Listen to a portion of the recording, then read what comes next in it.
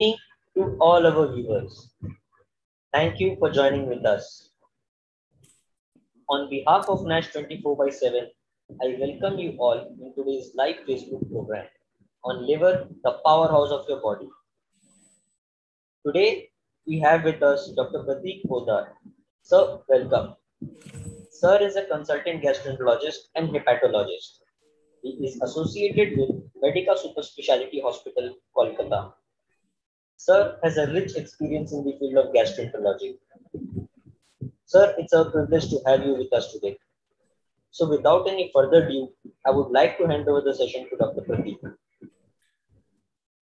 Thank you so much. I think it's been a long time since we spoke to the general public about what we are dealing with when we talk about liver disease. Why is the liver so important? This question is always asked. Why hepatology? Why do we focus so much on the liver? Well, the liver is the largest internal organ of the body. And the main thing is the liver maintains so many functions throughout the body, and it has a very important action in maintaining the normal homeostasis and the normal functioning of the body, that any problem in the liver causes problems throughout the body and it causes issues. The liver manufactures protein, that is albumin. The liver manufactures coagulation proteins which help in blood clotting. So any problem which arises from liver disease causes problems in blood clotting. It maintains proper blood flow, so the blood flows through the liver, and a part of purification process is done through the liver. It manufactures very important other substances. It detoxifies a lot of substances. So the liver has a very important part to play in our body and in homeostasis. Now the problem is that what happens when we get liver disease? The most important one which I have to talk about today is fatty liver disease. Now what is fatty liver disease? It seems very simple, and we get so many ultrasonographies now that people, when you do it across the board, you will find so many people coming to you with fatty liver. You do a USG, there will be fatty liver, and then you see it feels as if it's very normal, it's very common. Well, it does not make it normal. Even though it's common, it doesn't make it normal. Fatty liver happens when there is accumulation of fat in the liver, and the normal tissue of the liver is replaced by fat. What happens is, initially there is only accumulation and deposition of fat. Now, when that fat goes beyond a certain extent, this starts to cause damage to the liver, and there is inflammation in the liver, and there is basically some kind of a reaction in the liver, I would say in simple terms, and this causes the liver to damage. For example, when you have a cut in your hand or a cut any part of your body, you will have a scar formation in that part of the body later on. Similarly, when the liver gets damaged, ultimately, when the liver tries to heal itself, the liver forms scar tissue. And this scarring process ultimately gives rise to something called liver cirrhosis. So we hear so much about liver cirrhosis. What is liver cirrhosis? So basically, it is replacement of normal liver by scar tissue gradually. That is the main problem that people suffer with. So what seems like a very simple disease, as fatty liver starts with accumulation of simple fat in the liver, can ultimately end up with liver damage, liver cirrhosis, and this can give rise to ultimately liver failure. Because once the liver tissue, the liver cells, which are there, which are working day and night to purify blood, to manufacture important substances for the body, when they start to get replaced by fat and scar tissue, ultimately they stop functioning. And then the liver stops functioning as a whole. And you end up with a disease which can lead to death. You can have liver cancer as well in the long run. So this is the natural progression of this disease, which is fatty liver disease, and which can ultimately lead to cirrhosis and death and liver cancer. Now, why do I talk about fatty liver disease and why is it so important? Now, fatty liver per se has become very rampant across the world, especially in our country. Why is it so? It's because obesity is another pandemic which is sweeping across the world. Overweight and obesity has become normalized now. Normal weight patterns have increased so much because lifestyles have become sedentary. People are working from home. In fact, in the COVID pandemic, more and more people were working from home. Lifestyles have changed. People were not able to go out for exercise. So this problem has actually compounded over the last 1.5 to 2 years now. You're finding more and more people are sitting at home, and this gives rise to obesity. Obesity directly and indirectly increases the accumulation of fat in the liver and gives rise to fatty liver. Now, apart from that, diabetes is a very, very important cause of fatty liver disease because diabetes changes the entire homeostasis of the fat deposition, of the fat metabolism, how fat is digested in the body is changed because of diabetes. And it is in part this obesity, diabetes, they are all interrelated. And this ultimately gives rise to fatty liver. Almost 100% of diabetic patients will develop fatty liver at some point in their lifetime. And this is the problem. This diabetes has also overtaken most other diseases and has become one of the most common diseases nowadays worldwide. This will also increase the fatty liver disease, and we are going to end up with another pandemic of fatty liver soon. If not now, because we are seeing, as a gastroenterologist, unfortunately, I'm seeing more and more patients who have fatty liver. And we are seeing more and more cirrhosis patients who have fatty liver. Now, how do you keep your liver healthy? So this question has been often asked to me in my OPD and by friends and family. How do I keep my liver healthy? As I am a gastroenterologist, hepatologist, liver specialist, people keep asking me this question. Well, there are very simple methods to keep your liver healthy. There is no special drug. There is no special medicine, or there's no special green tea which you can take which will keep your liver healthy, unfortunately. So it's a simple solution, but it's not an easy solution. The main thing is the liver needs to be kept healthy by maintaining adequate weight. So it should not go beyond a certain limit. So you have cutoffs for that. But the main thing is maintain a healthy weight, maintain a healthy balanced diet. So you should not take too many carbohydrates, too many fats, and the food should contain adequate vitamins, minerals, plenty of water should be taken in, so adequate hydration should be ensured. So all these are a balanced diet which can be taken. A very interesting thing about diet is coffee. So a few studies have shown that 2 cups of coffee a day is actually very beneficial for the liver. That is something that you can do from your end, that you can, these things can be done. Apart from that, daily exercise, we recommend around half an hour per day, 5 days a week of vigorous exercise. That can really help. So 150 minutes a week of exercise should be done.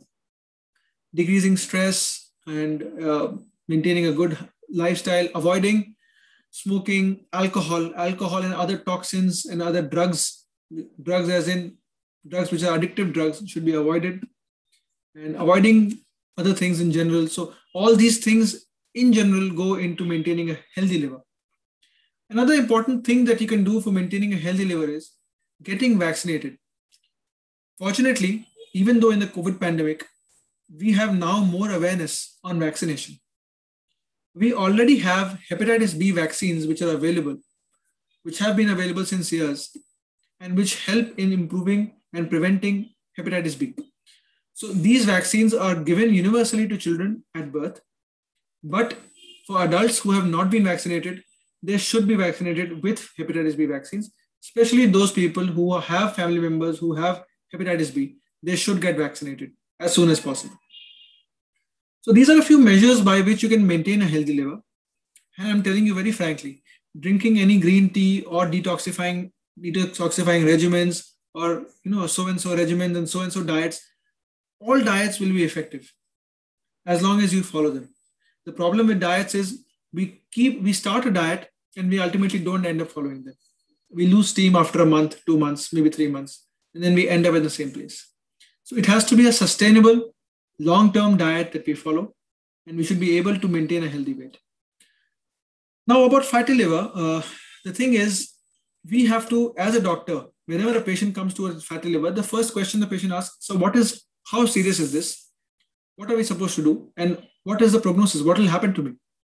Well, it's very simple. If the liver is still only in the fatty liver stage, that means it's only fat accumulation, there is still a lot of time, but you have to wake up now. So I tell my patients that now is the time. What I can do for you by giving medications, you can do actually more for yourself. So the treatment protocol is not drug-based mainly, it is mainly lifestyle-based. So it is you who can help yourself, you who can do something for yourself. You have to lose weight. So lose weight, maintain a healthy lifestyle, avoid medications, unnecessary medications, avoid drugs, And if you're having a healthy lifestyle and healthy habits, if you start losing weight, that fatty liver disease, fatty liver will improve. If that fatty liver has gone to the next stage, which is non-alcoholic steatohepatitis, so it's short for NASH, NASH, or I would say liver ka nash. So that is a time when liver ka nash is happening. So it's NASH. That is a time when you need to wake up. How will we diagnose this? We see the liver enzymes. There is something called the liver function test. Now, the liver function test will show abnormality. There will be an increase in liver enzymes. That means the liver is swelling. There is problems in the liver is getting damaged. That time, you need to lose more weight quicker. And we can add medications, which can be really very effective in improving that inflammation, preventing that inflammation and that damage so that it does not go into cirrhosis. Again, here, this is the time when you should intervene, because here is the point from which you can return. Beyond this, it becomes very difficult for the liver to go back to normal. The liver has an extremely good regenerative capacity. It can repair itself. You must have heard about the history of the Greek mythology story of Prometheus, where Prometheus was condemned to a lifetime of torture, where his liver was eaten by a bird every few days. But his liver regenerated, he did not die. So even then, people knew about the capacity of the liver to regenerate. So the liver can regenerate, but there is a limit to everything. The body has its own limits. So when this NASH goes into liver fibrosis, that means the liver gets damaged, replaced by scar tissue. And ultimately, if there is cirrhosis, this is a problem, because then you can start to have complications. And complications like jaundice, so there is yellowing of the eyes, like increased accumulation of fluid in the abdomen, which is called ascites in medical terms. So basically, there's accumulation of water around the stomach area. And that causes, you can have swelling in the feet as well. You can have a low protein in the body. You can have blood vomiting. So veins get swollen up all over the body, because the veins which carry blood cannot pass easily through the liver. And this causes veins all over the body to swell up, especially in the food pipe. And this can cause the patient to come with blood vomiting, can come with black stools. Black stools are basically blood which is passing into the intestine and coming out through the rectum. So you can have black stools. So all this can be presentations of a patient who is having cirrhosis of liver due to fatty liver disease. So once this happens, then it becomes a problem. Because once fatty liver has extended to such an extent that you're having liver cirrhosis and the patient is coming with such severe symptoms, it is very difficult for the liver to go back to normal with diet, exercise, and medications. Of course, diet has to be maintained. Medications can be given, but the main thrust here is to now kind of keep and prevent the complications from happening. And once it goes into an end-stage liver disease, we have no other option but then liver transplant.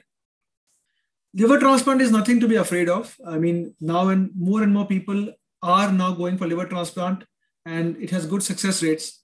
The problem is it's costly. There is a good amount of cost involved. Getting a donor liver is difficult because, of course, as you know, for all transplantation, for everywhere, the problem is obtaining an organ. I think donating an organ is the biggest donation that anybody can make in death. And there is no better donation that you can, because you're giving somebody life.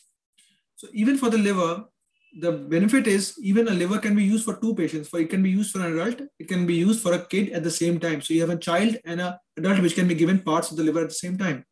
So that also is possible. So the liver can be transplanted.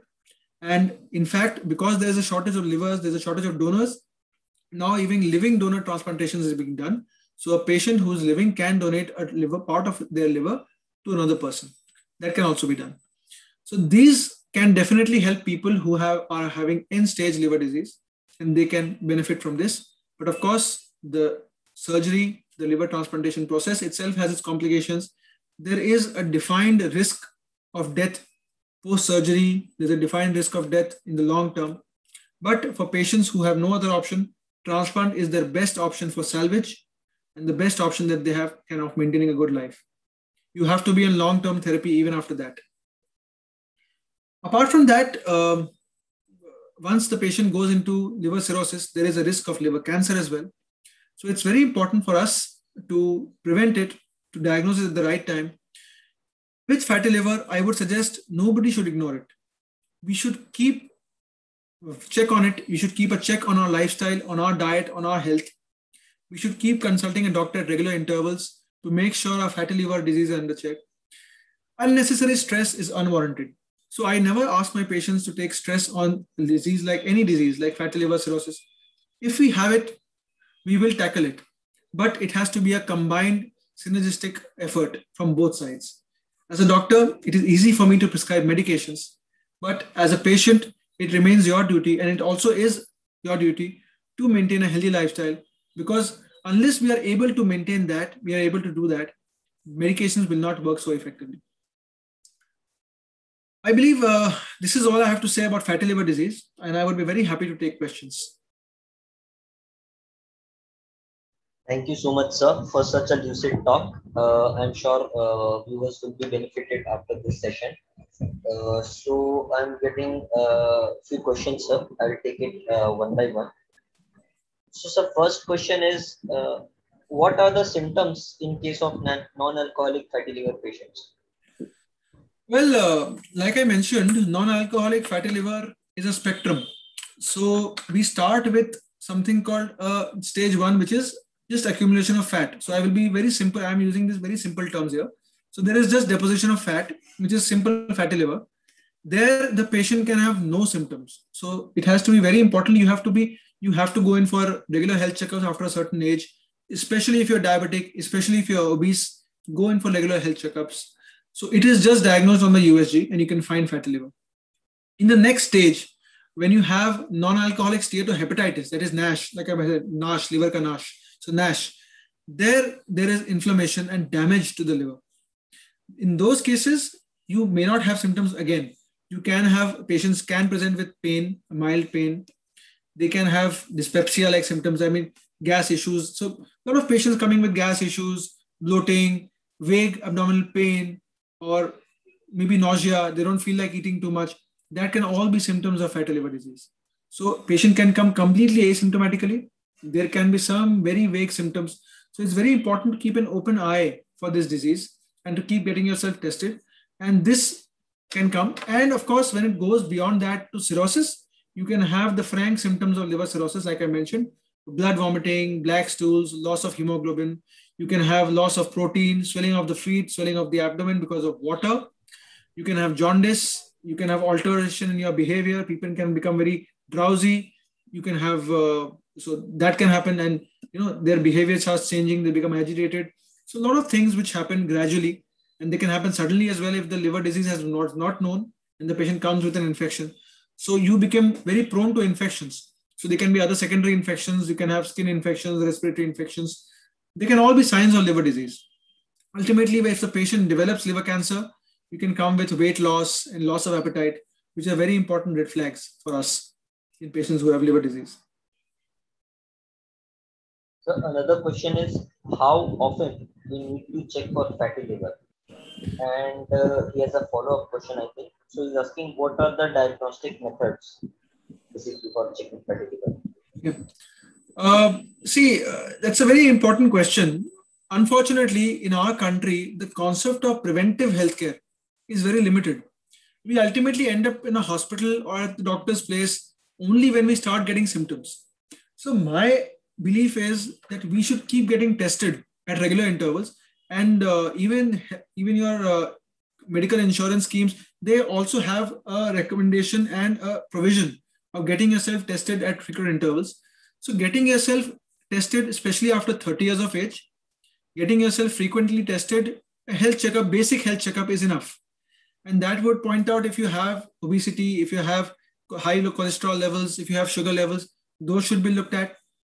Apart from that, if you're obese and you are beyond 30, so I would say this with a rider, because I'm getting lots and lots of more children who are coming with fatty liver disease. That's very unfortunate, but childhood obesity rates have also crossed all parameters. We're getting so many patients. So it's very important that you get yourself tested. If you're obese, if you're overweight, get a basic sonography done. That will tell you if you have fatty liver disease. The frequency is not important. If you don't have fatty liver, well and good. but still try and maintain a healthy diet. There is no recommendation on how frequently, but I would say that at least, maybe if you're not having fatty liver, then at least get it done at least 3 to 4 yearly. That you get yourself tested for fatty liver, other diseases, and other diseases like sugar, cholesterol, thyroid. This should be done on a yearly basis, at least after 30 years of age. And liver enzymes will give you a clue whether your liver is getting damaged or not. And it's very important to look at the small elevations of liver enzymes. So 40 is the upper limit, which is taken as a cutoff. So anything above 40, be careful. It might not be a lab error. It might be something more important. And what was the second part of your question? So basically, she's asking whether ultrasound or LFT, which test? Yeah, what tests? So yeah, now I get it. So what tests to be done? So mainly the ultrasonography will give you anatomy. It will give you the structure. So it will tell you whether there is increased fat deposition. So that can be seen on an ultrasonography. And we usually see a bright liver, and this means there's a lot of fat in it. So it will tell you whether fatty liver is there or not. The LFT is a test which is done along with it. So if you do a USG and you have fatty liver, the LFT will tell you, liver function test will tell you, it's a blood test, which tells you whether your liver is being damaged, because your inflammation will be there in the liver enzymes. So your SGPT and SGOT, these are two markers which are there, which are secreted from the liver cells. And these markers, if they rise, would mean that the liver is being damaged. There are other tests as well. So sometimes we need to go for something called a Fibrous Scan. A Fibrous Scan is a machine which gives you sound waves into your liver. And with that, it tells how stiff the liver is. So which tells you whether you have cirrhosis or not. Apart from that, you can do body fat measurements. So I do it in my clinic regularly. You have a body fat measurement and you tell how much of body fat is there in the body. So that can help you in corroborating that. Other tests, lipid profiles, sugars, thyroids, they are a kind of a parameter which is, a kind of a complementary parameter to fatty liver disease. So you should do these as well along with it. And sometimes you require endoscopy to see if the patient is having early cirrhosis or if you suspect cirrhosis. Then in the endoscopy, you can see changes like increase in the size of the veins in the food pipe or stomach changes, which can point out that the patient is having more severe liver disease. So sometimes we require an endoscopy as well. So these are the tests which you can do, but the basic test remains ultrasonography and a liver function test. So next question is, what is the role of vitamin E for prevention? Yes, so vitamin E is not usually, I would not say it is for prevention. Vitamin E has been recommended as a drug, as a medication to improve liver inflammation for patients who have NASH stage. So those who are in the second stage, when the liver is being damaged, that is the point where you should use vitamin E. Please be careful with vitamin E. I see a lot of misuse of vitamin E in the general population and people use it very frequently. Now, vitamin E, though it's good for the body, it is also a double-edged sword. So while it is good and it is effective, it also has its own set of problems. It has been linked to certain cancers. It has been linked to cardiac disease. So in diabetics, it is contraindicated, especially from the point of view of gastroenterology, to use vitamin E. So you cannot use it for diabetics. It's not recommended to be used for diabetics. Apart from that, vitamin E overuse can cause its share of issues. So it can cause some kind of cancers increase because of vitamin E use. It has been found in studies. Of course, that's why we tend to avoid it. And again, vitamin E, though it can be used, it improves the inflammation, but it has not been found to improve the liver stiffness. So vitamin E is a drug. Definitely we are using it, but it's not one of the most effective drugs available. So that is something with vitamin E. So next question is rosuvastatin 10 mg, can rosuvastatin 10 mg damage the liver? Well, that's a very good question, actually. So statins, that's a rosuvastatin, atorvastatin, all the statin group of drugs were very vilified. I mean, it was like a witch hunt. And of course, there are cases of statin-induced hepatitis, and they cause liver damage to a certain extent. So drug-induced liver injury has been reported with statins. Now, when more studies have been done now, it has been found statins are actually beneficial for the liver because they improve and they have been found to delay fibrosis. So now the consensus is on the other side, and now we say statins are actually good for the liver. You can monitor LFTs in the beginning. There can be some hepatic adaptation. There can be some increase in liver enzymes initially, but they go back to normal. If there is injury, which can happen with any drug, by the way, so you can have drug-induced liver injury with any drug across the board. There is no guarantee and there's no prediction that this drug will cause liver disease. It can cause in some patients, it may not cause. So it depends on genetics of the drug and it depends on the patient and how the drug affects those genetics and whether it will be causing liver injury. So statins, though vilified earlier, have actually now been found to be beneficial. And I believe in further studies and in further recommendations of the many societies that we have, gastroenterology societies that we have that guide us, they're going to increase the role of statins in liver disease more and more. Next question is, I had grade 2 fatty liver. My SGPT is 51, my SGOT is 86. What diet should I take to improve fatty liver? See, the diet, like I mentioned, across all studies, it has been found that the diet mainly should be low carbohydrate, low fat diet, and low calorie diet. So it's mainly a low calorie intake. See, the body is a simple input-output machine. You take in calories, you burn calories. When this goes into a deficit, you will lose weight. When this is in a surplus, you will gain weight. So the main thing is we need to go in a hypocaloric diet. A deficit needs to be maintained. This is basically by decreasing the amount of calories, decreasing the amount of fats and carbohydrates. So I tell my patients, avoid sugars, avoid sugary foods, sugary drinks. People take a lot of biscuits. They think it's benign. See, biscuits are one of the highest sources of carbohydrates in our regular diet because, we take 4, 5, 6 with tea, with coffee, and they actually can cause increased sugars and they can increase carbohydrate intake. And, quickly your calorie intake will increase because of biscuits. So biscuits, sweets, chocolates, these are the things which you're taking in, which can actually increase your calorie intake. So you need to cut down on that. So it has to be a low calorie diet, which is mainly there. Another question is, what is the role of Saroglitazar in non-alcoholic fatty liver? Well, Saroglitazar is a drug which we use for hepatitis, non-alcoholic steatohepatitis. It's a very good drug. So the drug works by mainly decreasing inflammation. Certain studies now are showing some improvement in fibrosis as well.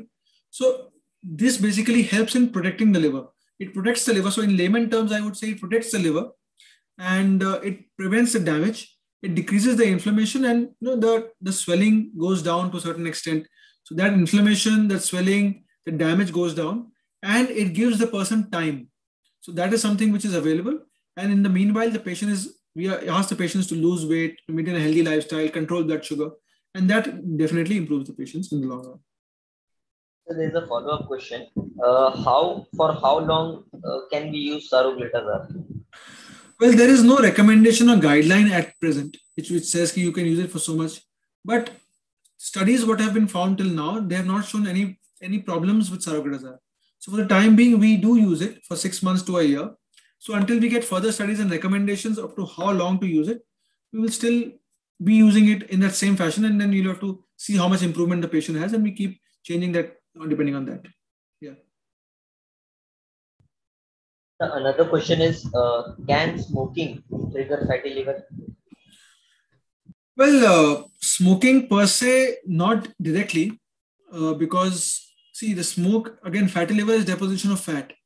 But smoking has been found to be damaging in a lot of respects. And it has been found to damage the liver as well because of toxins it has. So though it does not directly cause fatty liver, it can cause liver damage. So it can increase progression of the fatty liver to worse forms of disease. So towards cirrhosis and towards damage, it can increase. So another question is, can fatty liver only affect obese individual? No, so that is, of course, there is an entity which is called lean NASH. Now, what is lean NASH? There are people who are thinner, slimmer. They don't have, they're not obese, but they have this fatty liver.